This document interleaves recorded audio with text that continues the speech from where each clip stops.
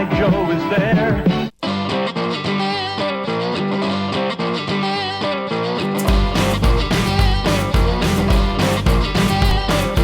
Yo Joes and yo Joseph. This one goes out to my good pal who's a big G.I. Joe fan, as well as a motorcycle aficionado. Thanks for all your support, my friend. Hope you, Rennie, and the boys enjoy this one, good brother. With much gratitude and love. Yo Joe! When the first wave of G.I. Joe, a real American hero figures were released in 1982, 3 different sized vehicles were released to help transport the troops to their various missions around the house, backyard, or the park. And the smaller they got, the faster they rolled. G.I. Joe had to deploy fast to stay on Cobra's heels, or tails, and the Ram cycle ensured that the OG-13 would fight for freedom wherever there was trouble within a few seconds.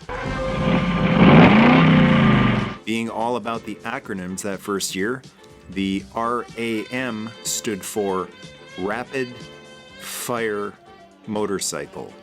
RFM. I guess it's Rapid Fire Motorcycle. Anyways, when I saw it on the shelf at the Highway Market in Kitchener in '82, I instantly said, I want it. And I like a man who knows what he wants. Yo, Joe! And unlike the Mobad and the Vamp of that same year, the Ram didn't include a driver, although the box art suggested the perfect Joe of the original 13 to ride it. The one guy who didn't come with a weapon, and he also had a hands-free headset. Yep, Breaker was my unofficial Ram rider as a kid, although any Joe looked right at home on it. Sunbow featured the Ram prominently on the cartoon. No, they didn't. Oh, well, I guess it just seemed that way since Duke comes roaring out of the G.I. Joe headquarters in the opening seconds of the intro to the Revenge of Cobra 5-parter. Yo, Joe! And Stalker makes a dramatic entrance with it in the very first episode of G.I. Joe, The Cobra Strikes, Part 1 of the Mass Device, when he does a death-defying jump.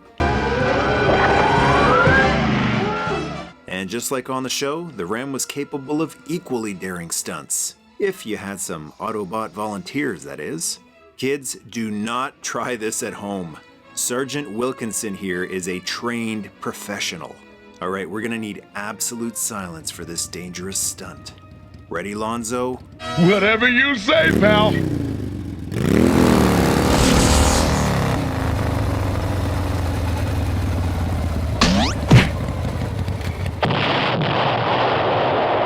The Ram wasn't just fast, it had plenty of firepower too. In addition to being able to turn into a hurtling explosive projectile, it also had a side-mounted 20mm electronic Gatling gun, which came in handy for punching holes into Cobra artillery, or acting as a key for locked gates.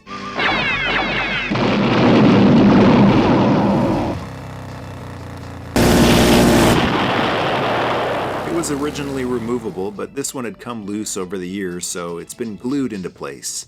The Ram also had a kickstand, which wasn't necessary while the side gun was attached, but could help keep the motorcycle on its own upright. And near the back are a pair of removable saddle packs. Placing a rider on it was very easy.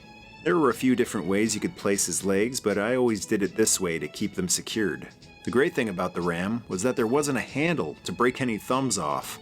The feet were held securely enough that you could just push the hands into the fairing in the front, and the figure would look like they were holding onto something in there. It wasn't a one-person vehicle either. It had a long enough seat that you could have a passenger in behind. And the state-of-the-art console provided vital mission information to the rider. Since the toy line was light on Cobra vehicles in the early years, the Ram was compatible with Cobras as well. Cobra's escaping! He's got our motorcycle! But Joes were pretty attached to this bodacious bike. Come on, you guys. You can share 50-50. Wait, not that kind of 50-50. In 2008, the Ram got the 25th anniversary treatment as part of a vehicle 2-pack, along with the Cobra Trouble Bubble. This time, the Ram did come with a breaker figure, along with a few upgrades. This time the Gatling gun cannon had a separate piece that could spin around, either from turning it at the front or with this knob at the back.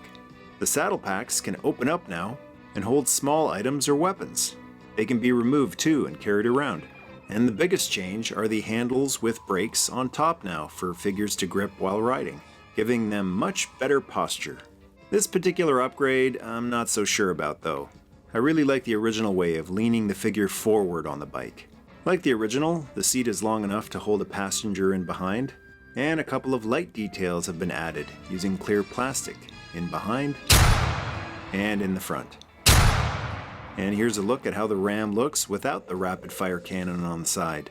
Even more speed and maneuverability without old painless hitching a ride on the side. Whether it's the vintage or the modern version, Cobra is sure to do a hairpin turn when they see this torque torpedo revving towards them with its equal blend of speed and strength. I hope the enemy knows that. I'd say by how fast that HISS tank is going in reverse, they have a pretty good hunch. Retreat! Retreat! Retreat! Thanks again to Joseph, and to all the awesome folks supporting the channel on Patreon. And a couple more Joe shoutouts. Be sure to check out 3D Joe's for tons of awesome G.I. Joe info and pictures, and the Surveillance Port on Facebook, Instagram, and Twitter for all your up-to-date G.I. Joe news. Feel free to share the video with your fellow Vintage Joe friends, leave a Ram remark in the comments below, and to join the tribe, subscribe. Yo, Joe!